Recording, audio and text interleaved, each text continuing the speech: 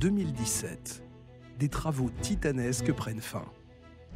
Pendant 5 ans, ils ont permis la construction d'une nouvelle ligne à grande vitesse reliant Nîmes à Montpellier et le déplacement de l'autoroute A9 sur près de 25 km. Ces infrastructures ont pour but d'améliorer le trafic des voyageurs et des marchandises très dense dans ce secteur.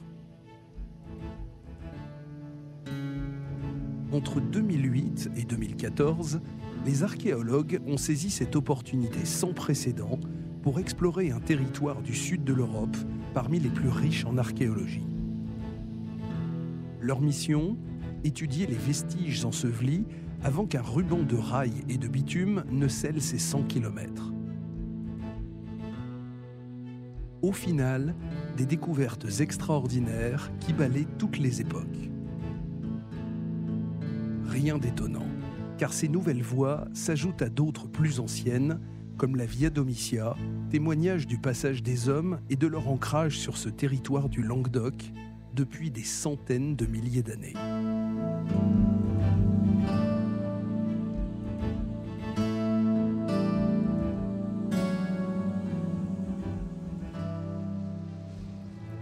Ces 20 sites ont été sélectionnés pour leur intérêt scientifique majeur. Débute alors un immense chantier pour les archéologues de l'INRAP.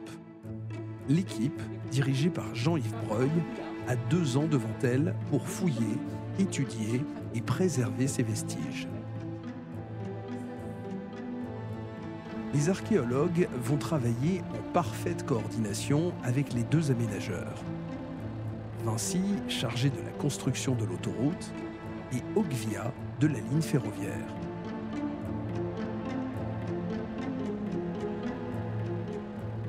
En creusant le sol, les archéologues remontent le temps.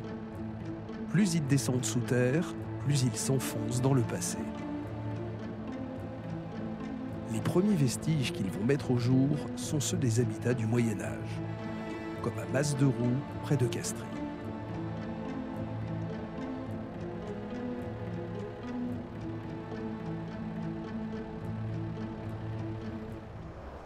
Voilà, on a traversé le village, on arrive ici à sa limite orientale. Et comme à l'ouest, on a ici un grand mur de fortification, un mur d'enceinte. Vous voyez sa largeur ici, un peu plus d'1,20 m. Le rempart pouvait atteindre 8 mètres de haut. Pour se défendre de quel danger ? Cette période du Moyen-Âge est très instable, en particulier le XIIIe siècle.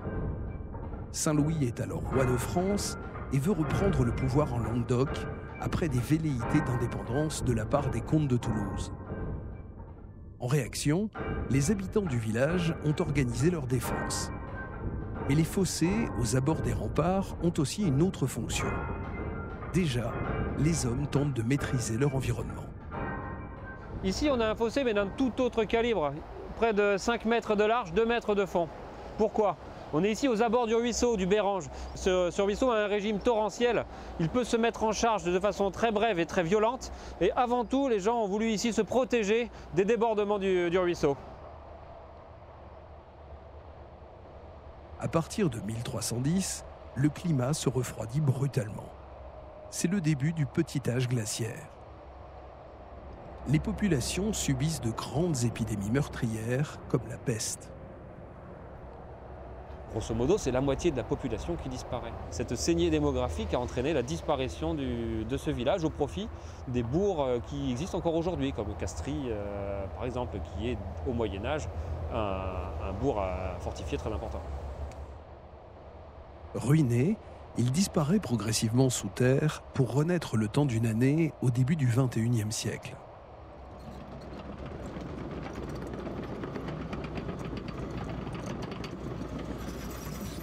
On est dans la phase finale et on remblaye la fouille pour remettre le terrain comme on l'avait trouvé avant d'intervenir archéologiquement.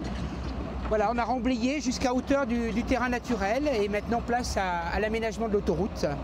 On a enlevé la partie de l'histoire et maintenant place au futur.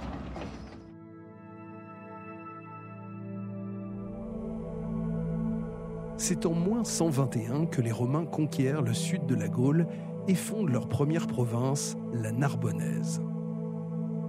Les colonies, comme Nîmes, deviennent de grandes cités parées de monuments somptueux. La Via Domitia est le symbole de cette romanisation. Cette voie antique reliait l'Italie à l'Espagne, suivant le tracé de voies gauloises et de chemins plus anciens. Tout le long de son parcours, des relais de poste sont construits pour accueillir les voyageurs et les marchandises à l'image des aires d'autoroute actuelles. Le plus connu est celui d'Ambrosum, mais les fouilles conduites par l'INRAP en ont révélé un nouveau à Roux-Moulinas, près de Castries. La Via Domitia arrive ici, c'est notre partie rési, il faudra la repréciser vraiment au radar. Oui. Mais quand on l'a recoupée au radar, on l'avait sur 2 mètres. Oui, de toute façon, elle se lie très bien dans le paysage environnant. Bon, superbe. J'ai exporté ça sur Google et j'ai tracé la Via Domitia, celle qu'on connaît, de part et d'autre, pile poil dessus. On n'apprendrait pas toutes ces choses-là, ou on n'aurait pas l'occasion de le faire, si la loi, finalement, n'obligeait pas les aménageurs à investir lourdement sur ces sujets-là. Voilà, donc là, il y a, comment dire, un juste équilibre des choses. Quand on investit sur de tels projets, on investit lourdement sur des sujets comme l'archéologie, et les archéologues qui, malheureusement, je dis bien malheureusement, souffrent plutôt d'un déficit de moyens avec le temps, eh bien, trouvent là l'occasion, si j'ose dire, non seulement de pouvoir entreprendre des quantités de fouilles et de découvrir des nouvelles choses, mais aussi d'investir sur de nouvelles techniques de détection. Et c'est ce qui s'est passé. Plus nous, archéologues, on va dans la finesse de nos découvertes, plus on va explorer le moindre détail, plus on enrichit l'histoire qu'on raconte, l'histoire du site, mais notre propre histoire. Et donc, plus on a une histoire riche, eh bien, plus on est assis dans le présent et plus on peut se projeter de manière intelligente dans le futur.